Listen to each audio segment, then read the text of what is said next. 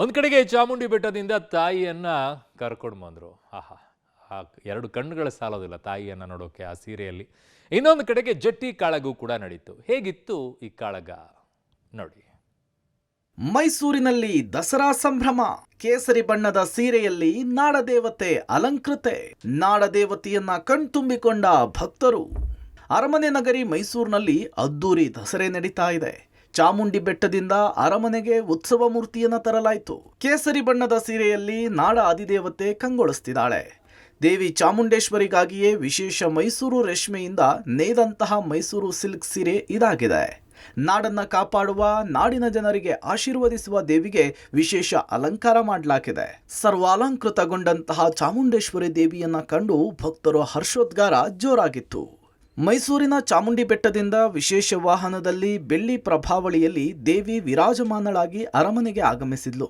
ಉತ್ಸವ ಮೂರ್ತಿಗೆ ದೇಗುಲದ ಪ್ರಧಾನ ಅರ್ಚಕರಾದ ಶಶಿಶೇಖರ್ ದೀಕ್ಷಿತ್ ಅವರು ಮೊದಲ ಪೂಜೆಯನ್ನು ನೆರವೇರಿಸಿದರು. ಮಂಗಳವಾದ್ಯಗಳೊಂದಿಗೆ ಉತ್ಸವ ಮೂರ್ತಿಯನ್ನ ವಿಶೇಷ ವಾಹನದಲ್ಲಿ ತರಲಾಯಿತು. ಬೆಟ್ಟದಿಂದ ಅರಮನೆಗೆ ತೆರಳುವ ಮಾರ್ಗದುದ್ದಕ್ಕೂ ಕೂಡ ಭಕ್ತರು ರಸ್ತೆಯ ಇಕ್ಕೆಲೆಗಳಲ್ಲಿ ನಿಂತು ದೇವಿಯ ದರ್ಶನ ಪಡೆದು ಪುನೀತರಾದರು. ಜೈ ಚಾಮುಂಡೇಶ್ವರಿ ಅಂತ ಘೋಷಣೆ ಕೂಗಿದ್ರು. ಚಾಮುಂಡಿ ತಾಯಿಗಾಗಿಯೇ ವಿಶೇಷವಾಗಿ ಜಿಲ್ಲಾಡಳಿತದ ವತಿಯಿಂದ ನೇಯ್ದ ಸೀರೆಯನ್ನ ಉಡಿಸಲಾಗಿತ್ತು. ಜಯಮಾರ್ಥಾಂಡ ದ್ವಾರದ ಮೂಲಕ ತಾಯಿ ಅರಮನೆಯನ್ನ ಪ್ರವೇಶಿಸಿದ್ಲು. ಬಳಿಕ ಅರಮನೆಯ ಒಳಭಾಗಕ್ಕೆ ಉತ್ಸವ ಮೂರ್ತಿಯನ್ನ ತೆಗೆದುಕೊಂಡು ಹೋಗಿ 750 kg ತೂಕದ ಚಿನ್ನದ ಅಂಬಾರಿ ಪಕ್ಕ ಇರಿಸಲಾಯಿತು. ಬೆಟ್ಟದಲ್ಲಿ ಅದೇ ಬೆಳಗ್ಗೆಯಿಂದ ಕೂಡ ಪೂಜೆ ಮಾಡಿ ಅಲ್ಲ ಅಮ್ಮನವರ ಮೆರವಣಿಗೆ ಮೂಲಕ ನಾವು ತಗೊಂಡು ಬಂದಿದ್ದೇವೆ. ಅದಕ್ಕಿಂತ ವಿಶೇಷವಾಗಿ ಅದಕ್ಕೆ ಮುಂಚೆ ನಾವು ಏನೆಲ್ಲ ಧಾರ್ಮಿಕ ವಿಧಿವಿಧಾನಗಳನ್ನು ಪಾಲಿಸಬೇಕು ಅದನ್ನೆಲ್ಲ ಪಾಲಿಸ್ಕೊಂಡು ತಾಯಿಗೆ ಮಾಡುವಂಥದ್ದೇ ನಾರ್ಮಲ್ ಆಗಿ ಪ್ರತಿ ವರ್ಷವೂ ಮಾಡುವಂತಹ ಸಾಂಪ್ರದಾಯಿಕ ಅಲಂಕಾರ ಏನಿದೆ ಅದನ್ನೇ ಮಾಡ್ತೇವೆ. ಅಮ್ಮನವರಿಗೆ ಅಂತಲೇ ವಿಶೇಷವಾಗಿ ನೇಯ್ಗೆ ಮಾಡಿರುವಂಥ ಮೈಸೂರು ಸಿಲ್ಕ್ ಸಾರಿಯನ್ನು ಜಿಲ್ಲಾಡಳಿತದ ಪರವಾಗಿ ಹಾಕಿದೆ. ದಸರೆಯ ವಿಶೇಷ ಆಕರ್ಷಣೆ ವಜ್ರಮುಷ್ಟಿ ಕಾಳಗ. ಅರಮನೆಯ ಸವಾರಿ ತೊಟ್ಟಿಯಲ್ಲಿ ನಡೆದ ಜಟ್ಟಿ ಕಾಳಗ. ನಾಡಹಬ್ಬ ದಸರಾದ ಮತ್ತೊಂದು ವಿಶೇಷ ಆಕರ್ಷಣೆ ಅಂದರೆ ಅದು ವಜ್ರಮುಷ್ಟಿ ಕಾಳಗ. ಅರಮನೆಯ ಸವಾರಿ ತೊಟ್ಟಿಯಲ್ಲಿ ವಜ್ರಮುಷ್ಟಿ ಕಾಳಗ ನಡೀತು. ಈ ಕಾಳಗದಲ್ಲಿ 2 ಜೋಡಿಗಳು ಕೂಡ ಭಾಗಿಯಾಗಿದ್ವು.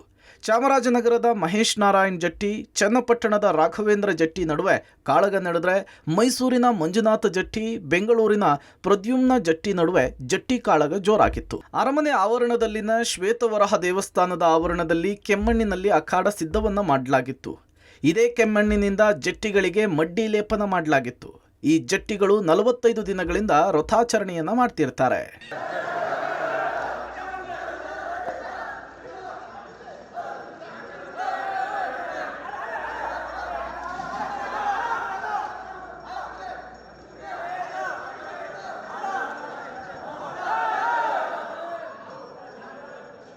ಎರಡು ಜೋಡಿಯು ಕಾಳಗದಲ್ಲಿ ಜಟ್ಟಿಯ ರಕ್ತ ನೆಲಕ್ಕೆ ಚಿಮ್ಮಿದ ಬಳಿಕ ವಿಜಯಿ ಅಂಥೇಳಿ ಘೋಷಣೆಯನ್ನ ಮಾಡಲಾಯಿತು.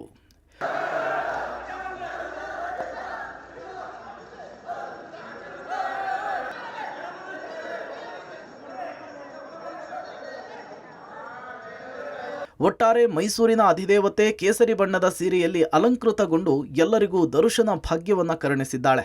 ಇತ್ತ ದಸರೆಯ ವಿಶೇಷ ಆಕರ್ಷಣೆ ಜಟ್ಟಿ ಕಾಳಗವೂ ಕೂಡ ಎಲ್ಲರ ಕಣ್ಮನ ಸೆಳೆದಿದೆ. News desk, public TV.